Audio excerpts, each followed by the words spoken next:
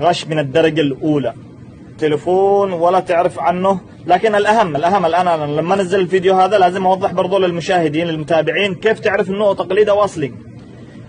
أول حاجة عندما تحط الشاحن في الآيفون تلقائيا لازم يشتغل، وإذا كان لسه البطارية فاضية زيرو على الآخر يعني يحتاج له وقت ثم يقلع يشتغل.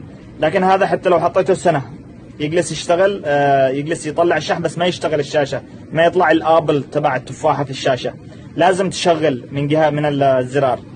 ثاني حاجة لما يشتغل التليفون لازم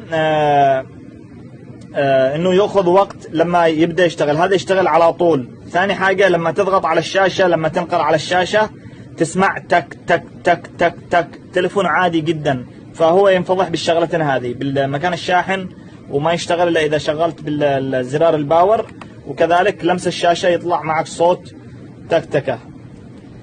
فاحذروا من هذا الزيف، لانه تليفون ما يسواش 100 ريال ويجي واحد يغشك او يخدعك ب 2000 ريال، حرام. والسلام عليكم ورحمة الله.